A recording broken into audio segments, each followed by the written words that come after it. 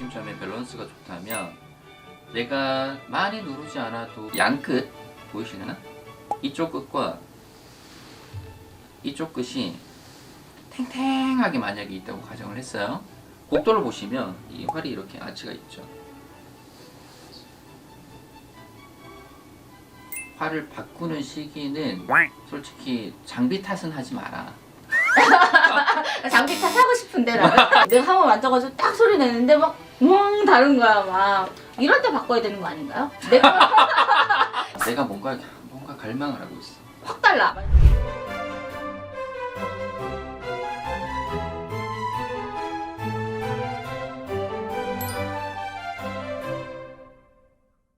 안녕하세요. 클래식 공방 다시 찾아왔습니다. 오늘은 말만 공방이었던 저희가 여기 진짜 공방에 왔는데요. 재밌는 곳에 왔는데 어딘지 궁금하시죠? 모든 활들을 다 취급하고 수리해 주시고 또 만들기까지 하는 전문 활 공방에 찾아오게 되었습니다. 옛날에 제 첼리스트를 하고 있는 동생이 친여동생이 저한테 활 잘하시는 분이 있다고 소개를 했었어요. 그래가지고 저는 원래 거래를 하던 사람이 있었기 때문에 별 관심 없었지만 그래도 잘하는 사람이라고 맡겨보라 해가지고 이제 우리 전체 제가 운영하고 있던 연주팀이 같이 이렇게 한번 맡겨보게 되면서 너무 활털이 좋은 나머지 쫄딱 제가 가져서 지금까지 거의 십몇 년째, 그쵸? 십몇 년째 거래하고 있는. 안녕하세요. 서초동에서 활 공방 운영하고 있는 안찬범이라고 합니다. 저 연주를 하다 보면은 왜 내가 이렇게 연주가 안 되지? 레가토가 왜 이렇게 안 붙지? 이렇게 일정하게 유지가 안 되지? 이런 것들 굉장히 고민할 때가 많은데 그게 어쩔 때는 장비 탓일 경우도 굉장히 크거든요. 똑같은 테크닉을 구사하는 사람이라면 얼마나 내가 고르게 만져진 활터를 하고 있는지 질이 좋은 활터를 쓰고 있는지 이것도 굉장히 많이 판가름이 나게 됩니다. 그래서 시험 같은 데나 콩쿨 같은 데서 굉장히 중요할 수 있겠죠. 제가 커뮤니티에 올려놓은 글 많이 보셨죠? 많은 분들이 댓글 남겨주셨는데요.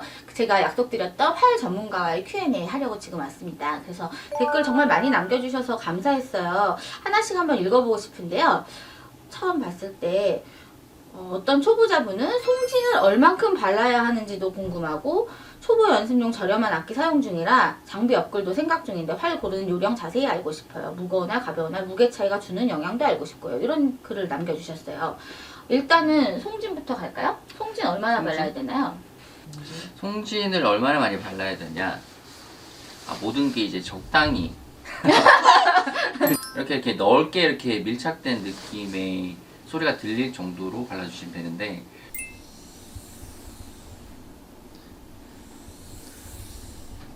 전체적으로 이렇게 펴 발려지는 밀착감을 얘기하시는 거죠? 그렇죠. 그 밀착감이 적절하게 다 분포가 되면서 발라지고 있는지 이 음. 중요성을 말씀하시는 것 같아요. 근데 가장 안 좋은 방법은 처음에 눌러서 이렇게 막 바르시는 거. 그리고 쭉 가셔서 눌러서 막 바르시는 거. 어머, 많은 사람들이 이렇게 바르고 있는 것 같아요. 이렇게 바르시는 게 가장 안 좋아요. 이 활털의 텐션이 가장 센 부분이 아래쪽과 위쪽으로 나눴을 때 아랫부분이 가장 텐션이 세요. 이쪽이 가장 세거든요. 그다음 가면서 좀 무르게 돼 있어요. 보통 일반적인 활털의 그 가는 상태에 따라서 말씀드리면, 그리고 여기 다음에 물려있는 쐐기가 물려있는 끝 지점이 텐션이 가장 세요. 활털 때 그 장력 그 텐션으로 봤을 때. 근데 활털 가는 기술 중에 여기서부터 여기까지가 일정한 압이라는 느낌의 텐션을 만들어주는 게 활털을 가장 잘 가는 방법이거든요. 근데 일반적으로는 그게 이제 많이 힘들어서 보통은 여기와 여기가 텐션이 센데, 그래서 여기만 이렇게 막 이렇게 눌러서 바르시면 텐션이 센 데의 마찰을 더 증가시키겠죠. 그래서 활을 쓰시다 보면 처음에 이렇게 활을 놓고 이렇게 딱 하시면 꺽 하고 걸리실 거예요. 꺽 하고 걸리시고 여기서는 이제 푹 꺼지시고 그 다음 텐션을 잃어버리면서도 마찰도 잃어버리거든요. 그래서 처음에 힘 없이 그냥 이렇게 왔다 갔다 이렇게 한 20-30번 발라주시는 게 가장 좋은데, 처음이라는 거는 활털 갈자마자 송진이 없을 때를 말씀하시는 그렇죠. 거죠. 그런데 그게 힘들어요. 그러면 송진이 이미 있는 경우에는 적당히 조금만 추가하면 되는 거고요. 그렇죠. 자, 텐션이 가장 센 곳에는 적은 힘으로 그냥 스쳐 스쳐 지나가듯이 지나가시고 그다음 살짝 눌러서 놔주시고. 아, 그러니까 텐션이 약한 부분은 좀 더 들어가야 그렇죠. 되네요. 그러니까 이 부분은 좀 더 들어가게 오히려 그렇죠. 마찰력이 떨어지니까, 네네. 장력이 떨어지니까 그렇죠. 여기 단단한 부분은 오히려 살짝 스치게. 그렇죠. 그거를 조절해 가면서 전체적으로 이제 그렇죠. 펴바르라는 거군요. 그냥 활을 놓고 가다가 압을 살짝 주시고 눌러서 발리고 놔주시고. 텐션이 센 곳에 마찰이 증가하게 되면 꺽꺽거리고 시작할 수 있으니까 여기는 부드럽게 살짝 바르고 지나가시고 골고루 일정하게 송진의 양을 조절하기 위해서 그런 방법을 선택을 하시면 처음에 잘 안 발리실 거예요. 근데 우리 지금 질문자님은 그거보다는 그냥 더 되게 원초적인 얼만큼 발라야 소리가 맞아요. 나는지 이걸 더 물어보신 것 같아요. 사실 이건 연주자로서 제가 말씀을 드리면은 너무 풀풀 날리지 않을 정도로 바르시는 게 좋습니다. 너무 풀풀 날리면 호흡기에도 안 좋을 뿐만 아니라 너무 그 마찰력이 세지기 때문에 마찰력을 조정하는 것 자체가, 그러니까 내 안에서 컨트롤하는 것 자체가 굉장히 어려워지거든요. 그래서 어느 정도 풀풀 날리지 않으면서 이렇게 꽉 붙는 느낌이 들게 마찰력이 생성될 정도로 바르시고, 그게 좀 사라지면 또 바르고 또 바르고 이렇게 하시는 게 좋습니다. 일단 그 다음에 이거 무거운 활, 가벼운 활 무게 차이 어떻게 생각하세요? 저는 무거운 활을 개인적으로 좋아하거든요. 잘 붙어서. 일단 물리적으로 말씀드리면 밸런스가 첫 번째고 그 다음에 그 밸런스에 따른 무게가 달랐을 때의 차이를 이제 얘기를 하자면 무거운 거는 아무래도 내가 누르지 않아도 조금 더 그립이 생기겠죠. 그렇죠. 무게가 눌러주니까. 그래서 그게 걸리는 감이 확실히 좀 더 있기 때문에 더 그렇죠. 붙어지기 때문에 대신 좀 더 편해. 피로도가 많이 오겠죠.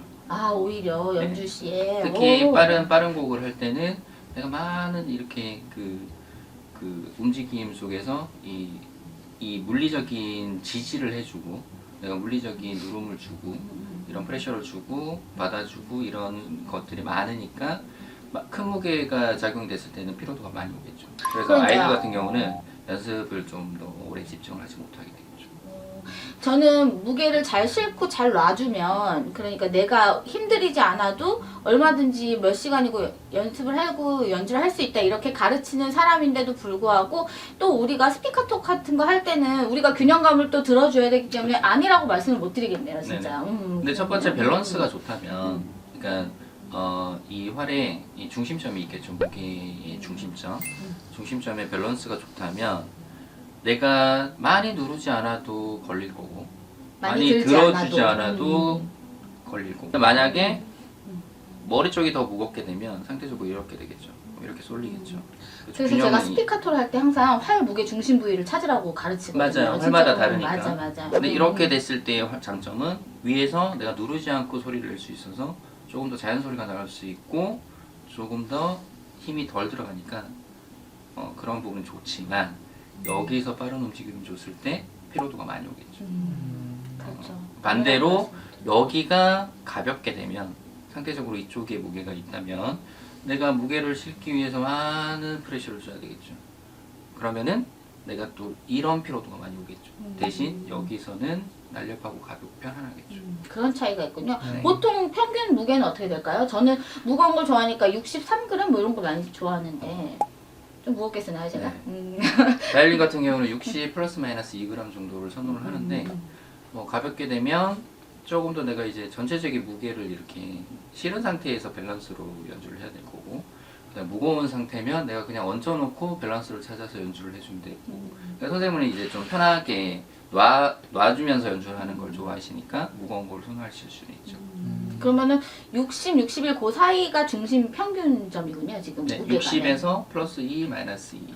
제 활도 가벼운 활도 있고 무거운 활도 있는데 그냥 개인 장단점이 취향이라는 있어요. 걸 좀 말씀드리겠습니다. 장단점이 있어요. 뭔데요? 근데 무게보다는 선행돼야 될 거는 밸런스. 밸런스라는 게 혹시 궁금한데 무게 중심. 위아래가 무게 다른가요? 이게 그렇죠. 이 팁 경우가 가장 가벼운 부분이고 프로그는 완전 무거우니까 그 밸런스를 어느 정도로 활 전문가께서 맞춰주시느냐, 이게 연주에 정말 쉽고 어려워지는 키포인트라고 볼 수가 있어요. 그리고 그립감의 차이도 많이 줘요. 우리가 활 고를 때 악기와의 궁합도 중요하지만 내가 잡았을 때 느낌, 그리고 밸런스, 움직임 이런 것들이 가장 많이 좌우를 하는데, 그래서 진짜 골프채 고르듯이 그쵸? 그 운동하시는 분들 골프채 그러듯이 그게 잡히고 휘둘렀을 때 나하고 밸런스가 맞아야지 연주할 때도 굉장히 편해지는 거거든요. 그래서 활은 누가 대신 골라주기가 좀 어렵고 직접 만져보고 활도 무게도 실어보고 움직여보게끔 하는 거죠. 취미생 기준 활털은 언제 한 번씩 교체하는 게 적당할까요? 이거 너무 많이 받는 질문이거든요. 전공생이나 연주자들 기준으로 보면은 보통은 아주 연주가 많으신 분들은 또는 전공생처럼 하루 종일 연습하는 경우는 3개월에 한 번도 가는 경우가 있고요. 또는 그냥 보통 일반 연주자분들 6개월에 한 번씩 많이 가는 걸로 알고 있어요. 아무래도 연주하면 연주할수록 손때가 좀 타고 탄력이 떨어지고 개수가 줄어들기 때문에 안 갈고 이제 못 배기게 되는 거죠. 예전 소리가 안 나오니까. 그런데 이제 취미생분들은 연주를 자체를 아주 많이 하지 않으시기 때문에 이게 활털의 탄력이 떨어지거나 개수가 줄어드는 그 시간대도 아무래도 좀 더 걸리고 일단 활털 가는 자체를 모르시는 분들도 꽤 있더라고요. 본질적으로 말씀드리면 활터를 가는 세 가지 조건이 있는데 첫 번째는 많이 늘어나거나 그 다음에 두 번째 많이 끊어지거나 그 다음에 세 번째 미끄러지거나 이 세 가지인데 미끄러지는 거는 연습을 많이 했을 때 연주를 많이 했을 때 빨리 오겠죠. 사용량이 많으니까. 그 다음에 많이 끊어지는 경우도 내가 프레셔를 많이 줬을 때 많이 끊어져요. 근데 강렬한 곡을 많이 했을 때. 그렇죠. 프레셔를 많이 들어가니까 그 마찰열이 발생을 하면서 순간 온도가 확 올라가면서 이제 탁 터지거든요. 근데 그런 경우 그 다음에 많이 늘어날 때는 여름에 이렇게 쭉 이렇게 내가 많이 감고 쓰면 많이 감았을 때 얘가 이렇게 압을 이렇게 딱 당기고 있잖아요. 근데 습도 온도가 올라간 상태면 이렇게 계속 늘어나고 있겠죠. 미세하게. 그랬을 때 여기가 감을 수 있는 한계 범위가 있어요. 그런 경우 세 가지인데 미끄러지는 경우는 아마추어 분들 같은 경우는 2, 3년을 써도 솔직히 미끄러지는 경우가 없어야 정상이에요. 대신 활털이 잘못 갈려 있으면 미끄러지는 경우가 한 달도 아니고 갈고 나서도 계속 미끄러지는 현상이 생겨요. 근데 활털이 바이올린 같은 경우 180가닥에서 200가닥 정도 되는데 1번부터 10번까지 활털이 이렇게 쭉 나열이 있다고 가정을 했을 때 양끝 보이시려나? 이쪽 끝과 이쪽 끝이 탱탱하게 만약에 있다고 가정을 했어요. 그러면은 바이올린 같은 경우는 살짝 기울여서 연주를 하시죠. 그러면은 닿는 면적이 어디예요? 여기만 탱탱한 걸 내가 연주해서 느끼시겠죠. 활털의 세팅 자체가 여기는 축 처지게 세팅이 돼 있고 사이드만 탱탱하게 돼 있다면 내가 기울여서 썼을 때 여기만 쓰는 효과가 되겠죠. 그러면은 되게 좁은 면적으로 뭔가를 하려고 균형을 잡고 연주를 그 마찰을 발생을 시키고 밀착을 시키려고 하니까 눌러내리면 쑥 미끄러지는 거야. 송진을 아무리 많이 발라도 미끄러지는 현상이 그래서 많이 생기는 거야. 팔의 교체 시기, 활털의 교체 시기 이걸 같이 물으신 분들이 많거든요. 한국 같은 경우는 습도 변화가 되게 많잖아요. 그렇죠. 습도 기준으로 교체를 해주시면 좋은데 그게 계절이 바뀌고 나서. 그렇죠. 여름을 몇 번 많이 났다가 이런 다시 쓰려면은 정말 어려운 경우가 많더라고요. 이 탄력이 이미 너무 떨어져가지고 그 정리를 해드리자면 너무 싼 활을 사셔가지고 예를 들어서 10만 원대 이하의 활을 사서 쓰셨던 경우에는 아까 활털 교체 시기가 됐을 때 활 자체를 바꿔주시는 게 어쩔 수 없는 방법이고요. 그 다음에 활털을 갈아 쓰시는 경우에는 이제 내가 활 레벨업을 하지 않는다면 활털을 이제 좋은 전문가한테 맡겨서 갈아야겠죠. 그런 식으로 생각을 하시면 되고 활 레벨업 같은 경우는 연주자로서 생각을 했을 때는 저는 그랬어요. 저 프랑스 유학 중에 박양샵에 간 적이 있었거든요. 그래서 이제 막 활을 추천해 주시잖아요. 이것도 써봐, 이것도 써봐 이렇게 하는데 와 이럴 때가 있었어요. 내가 한번 만져가지고 딱 소리 내는데 막 다른 거야 막. 이럴 때 바꿔야 되는 거 아닌가요? 내 거랑 좀 많이 차이 난다. 그리고 그걸 내가 원했을 때. 되게 중요한 말씀을 드릴 기회가 생겼는데 굉장히 위험해요. 위험해요? 나는 원래 보통 악기 같은 거 레벨업 하거나 활 레벨업 할 때 연주자들은 내 거에 너무 얘가 너무 날 못 받아준다. 더 이상 이제 이걸 하기 싫어. 난 한 레벨 더 이럴 때가 있거든요. 정말 공감을 해요. 이런 거죠. 내가 뭔가 갈망을 하고 있어. 뭔가 불편해. 현재 상태가 만족스럽지 못해. 근데 이걸 했더니 내가 그 부분을 확 채워주네? 음. 이런 마음이거든요. 그죠, 그죠. 그쵸? 확 달라, 막 이런 근데 거. 맞을 수도 있고 안 맞을 수 있는데 안 맞을 확률이 굉장히 높은 건 뭐냐면 지금 내 상태가 너무 불편한 거야. 음. 어떤 부분이 너무 불편해서 어. 이것만 해결됐으면 좋겠어. 그런 상태야. 왜? 지금 이 곡을 내가 완벽하게 하고 싶거든. 이 음악을 정말 멋있게 예쁘게 하고 싶단 말이야. 근데 어떤 화를 썼더니 그 부분이 너무 잘 돼. 근데 다른 곡을 해보시면 여러 곡을 해보셔야 돼요. 이 곡도 만족을 하고 저 곡도 만족을 하고 그런 말이 세상에 있어? 라고 얘기를 하겠지만 중간점을 찾으셔야 돼요. 근데 그런 모든 걸 다 약간 충족하는 활이 그렇게 많지는 않더라고요. 흔치는 않지만 가까워질 수는 있어요. 그렇죠, 그렇죠. 저는 근데 그 시기는 맞아요. 시기는 맞아. 내가 불편감을 느꼈을 때 바꿔야 되는 거 맞아. 그건 맞죠. 그 그건 시기는 맞죠. 맞아. 내가 시기는 불편하다는 맞지만 걸 인지를 하고 있는데 단지 와 했을 때 바로 사지 말라는 거잖아요. 그렇죠, 그렇죠. 그쵸? 조심하셔야 그게 위험하다는 겁니다. 비교는 여러 가지 해보셔야 되고 또 그 여러 가지 그 모든 테크닉이 다 평균적으로 잘 되는지 보라는 말씀이시죠. 화를 바꾸는 시기는 솔직히 장비 탓은 하지 마라. 이렇게 얘기를 해도 되나? 장비 탓하고 싶은데 나는. 똑같은 그 컨디션이라면 올드활이 훨씬 소리는 좋아요. 똑같은 컨디션이라면. 자, 이거는 3만 원짜리 활이든 뭐 10억짜리 활이든 똑같은 기준이에요. 세 가지 조건. 곡도의 상태. 그 다음에 두 번째 무게 밸런스. 그 다음에 세 번째 활털의 상태. 이런 것들인데 곡도를 보시면 이 활이 이렇게 아치가 있죠. 이 아치의 상태가 아까 그 활털이 어디가 가장 세다 그랬죠? 압이? 프로가. 그쵸. 프로 쪽이랑 팁이요? 팁 쪽이죠. 압이 가장 힘을 받고 있는 그 상태에 여기의 곡도와 여기의 곡도를 잘 보셔야 돼요. 여기 아치가 이렇게 시작이 부드럽게 시작이 돼서 끝이 이렇게 아치가 살아있는 이런 상태의 활을 잘 보셔야 된다. 바이올린은 바뀌더라도 활은 계속 안 바꿔도 되는 걸까요? 아 그것도 또 복잡한 문제네요, 그렇죠? 너무 어려운 거 악기랑 활은 궁합이에요. 어떤 궁합이냐면 장력의 궁합이에요. 제가 박수를 쳐볼게요. 얘가 악기다, 얘가 활이다. 조금 뭔가 그 편안한 어떤 소리가 이렇게 나겠죠. 근데 둘 다 세면 큰 소리 같은데 듣기는 좋지 않죠.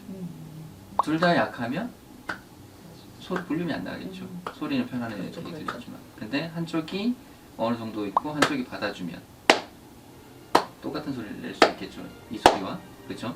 이 장력의 궁합이 어느 그 자연스러운 소리의 울림이 나오는 포인트에 맞아 떨어지면 궁합이 맞는 거예요. 근데 둘 다 세거나 둘 다 약하거나 이러면은 볼륨도 안 나오고 선명도도 없겠죠. 그런 차이예요. 그래서 나무가 활 전체의 텐션이 세면 악기는 부드럽고 우아한 쪽으로 가주시는 게 맞고 악기 자체가 전체적인 소리의 울림이 세기가 강하면 활이 부드러운 나무를 선택해 주시는 게 소리 궁합이 맞겠죠. 맞아. 활이 골프채처럼 여러 개 있는 게 좋은 걸까요? 전공하시는 분들은 평균 두 자루 어떤 상황이 생길 수도 있고 그 다음에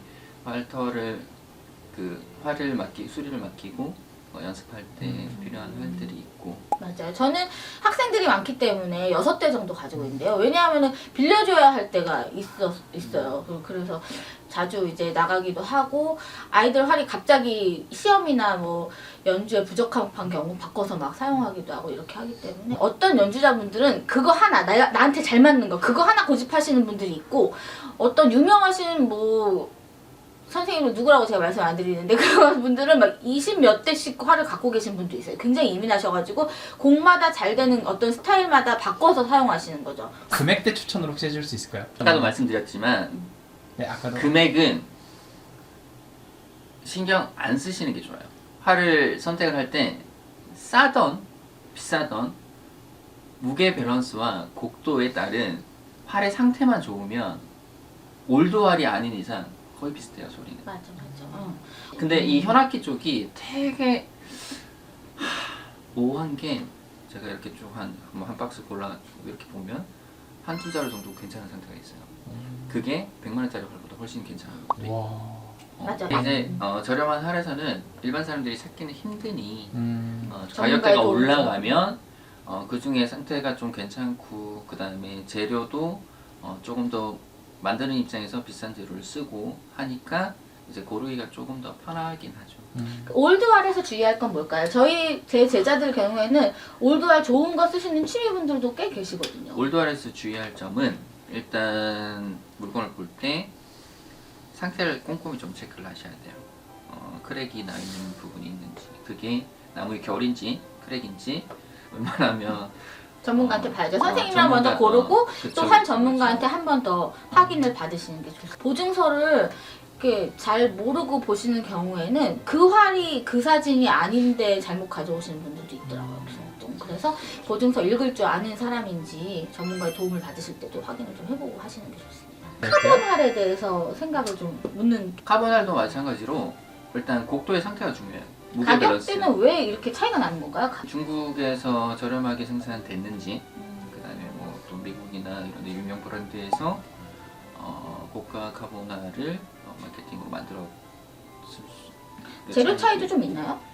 카본할도 재료가 카본이지 기계로 뭔가를 이렇게 프레스 했느냐? 프레스를 하기도 하고 사람의 손을 거쳐요. 사람의 손을 거치기 때문에 저 상태의 조합이 형성이 되겠죠. 대신 카본이라는 재질이 부드럽게 세팅한 카본도 있고 그 다음에 굉장히 단단하게 세팅된 카본이 있는데 비교적 근데 전체적으로 단단해요 카본 자체가. 그래서 강도가 강하면 아까 어떻게 말씀드렸죠? 활이 강하면 악기는 좀 무른 걸로? 부드러운 걸로? 그쵸? 그러면 소리 궁합은 어느 정도 맞겠죠. 맞을 수 있죠. 대신 나무에서 오는 그 울림 자체는 크진 않다. 대신 가장 좋은 거는 아이들이 쓰기에는 너무 편해요. 활술이 어디까지 가능한가? 이거 진짜 중요하거든요. 본질적으로 말씀드리면 뭐 100% 소리는 된다. 보통 부러지는 부분이 이 헤드 쪽이 얇게 깎여서 이쪽이 장력을 많이 받는다 그랬잖아요. 플러그 쪽이랑 이쪽. 근데 얇은 쪽이 저 스트레스는 더 많겠죠. 그러면은 보통 많이 이쪽으로 많이 나무가 부러지는 가장 흔한 방향은 그 나무의 결이에요. 활을 고를 때도 유의하셔야 되는 부분인데 결이 세로로 이렇게 있으면 되게 좋아요. 대각선으로 있는 거는 굉장히 안 좋아요. 그 결을 살리지 않은 방향으로 깎는 그렇죠. 거군요. 예. 그러면은 부러질 때도 대각선으로 부러지겠죠. 결이 대각선이라면. 근데 그 대각선으로 부러지면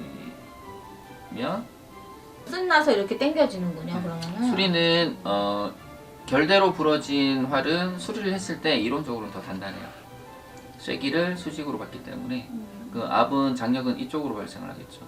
그리고 그렇게 부러져서 수리를 한 학생 걸 봤을 때 이렇게 철심을 박아서 이렇게 해주시는 경우도 있더라고요. 어떻게 철심을 박았는지 모르겠지만 일단 첫 번째 무게 밸런스가 많이 달라지죠. 달라져. 머리가 너무 무거워지겠죠. 네네. 그래서 단단하게 수리는 됐지만 이 밸런스가 그 밸런스가 아니라서 나 그걸 너 쓰라고 못 해주겠다. 저는 이런 얘기를 한 적이 있었어요. 그래서 수리도 꼭 그분이 매우 전문가인지 그리고 그 본질의 그 활 본연의 텐션과 밸런스를 찾아주실 수 있는 분인지 그거 정말 중요합니다. 활 자체를 망칠 수가 있기 때문에 제가 경험이 있어서 드리는 말씀입니다.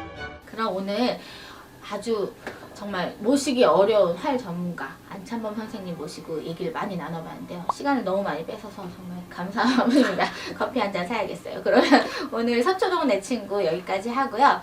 여기까지 나와주신 안찬범 선생님 너무 감사드립니다. 감사합니다. 그럼 또 많이 찾아주시고 좋아요, 구독, 알림 설정 해주세요. 감사합니다.